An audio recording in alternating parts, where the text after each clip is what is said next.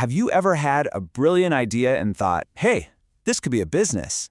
Well, you're not alone, but there's a huge gap between a great idea and a great business. We're going to walk through the blueprint, the real journey of what it takes to turn that spark into something real.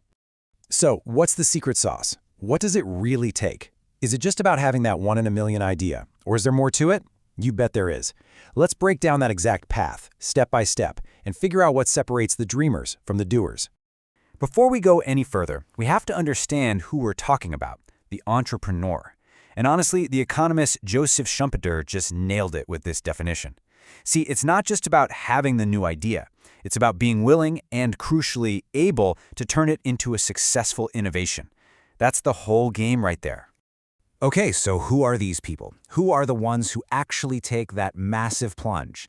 This first part is all about that initial spark, the mindset, the drive, and as you'll see, the different types of innovators out there. It turns out entrepreneurs are not all cut from the same cloth. Not even close. On one end of the spectrum, you've got your true innovating type. They're creating something the world has never seen. Then you have the imitative entrepreneur, who's brilliant at taking a proven idea and making it their own. The Fabian type is way more cautious, They only change when their back is against the wall. And then you've got the drone, who just refuses to change, even when the ship is clearly sinking. See yourself in any of these?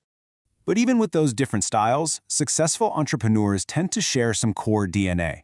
It's this powerful mix of a deep, burning need to achieve something, combined with a spirit that just craves independence. They see things other people don't. That's the visionary part. And maybe most importantly, they're willing to take smart, calculated risks. That's the engine that powers this entire journey. So, you've got the spark. You've got the right mindset. Awesome. But passion alone won't pay the bills. Now it's time for phase 2, taking that dream out of your head and putting it onto paper, crafting the blueprint. And this is where it all starts to feel very real. First, you have to find a genuine opportunity, a real problem for real people that you can solve. Then, and this is crucial, you do a feasibility study to make sure the idea actually has legs. And finally, you give your idea a legal structure to live in. Let's just pause on that feasibility study for a second, because this is so important. Think of it like a crash test for your business idea. It's where you ask the hard questions before you've invested a ton of time and money. Is this actually viable? Is it practical to pull off? And can it ever make a profit?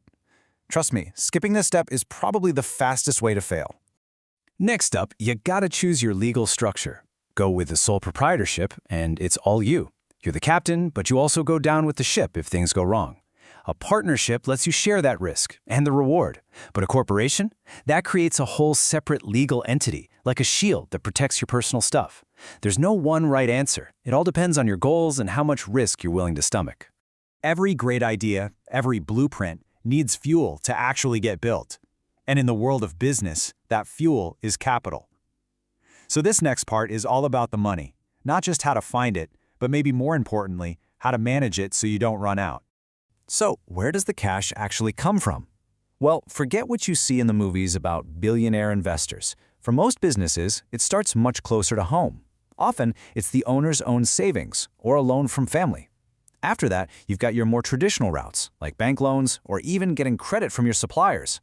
The real key here is to be creative and explore every single option. Look, getting the money is just the first hurdle. The real trick is managing it. And that all comes down to these 3 pillars. You've got to be forecasting, trying to see what's coming down the road. You need a profit plan to make sure you're actually building a sustainable business. And you need a budget to control how and where the money goes. Without these, even the most brilliant ideas just fizzle out. And the bedrock? The absolute non-negotiable foundation for all of that? Good bookkeeping. I know, it sounds kind of boring, but listen up. Systematically recording every single penny in and out is what gives you the power to make smart decisions, spot problems early, and prevent things like fraud. Bad books will sink a business faster than almost anything else.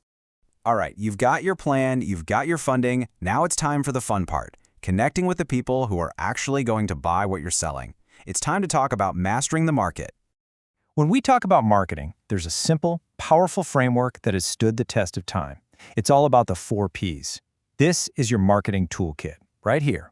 First, your product has to solve a real need. Next, your price has to feel right for the value you're offering. Place is all about how you get it into your customers' hands, and promotion is how you tell them about it. The secret isn't just knowing what they are, it's getting all four of them to work together in perfect harmony. Now here's a pro tip. You can't be everything to everyone, especially not when you're just starting out. That's where market segmentation is a lifesaver. It's about taking that huge, broad market and slicing it into smaller, more focused groups. That way, you can tailor your product, your message, everything to their specific needs. It's just a much smarter way to play the game. Getting a business off the ground is one thing. Keeping it alive and thriving for years, that's a whole other challenge. So, this final part of our journey is all about the long game. How to survive, how to innovate, and how to keep growing. When you think about it, the path forward really splits in two. On one side, you have the road to success, and it's paved with things like constant innovation, improving quality, and gaining a real market advantage. On the other side, well, that's the road to failure, and it's full of potholes like poor management, running out of cash, and growing too fast. Success isn't an accident. It's a choice you make every day. And speaking of those potholes, a big part of the long game is managing uncertainty. Stuff happens.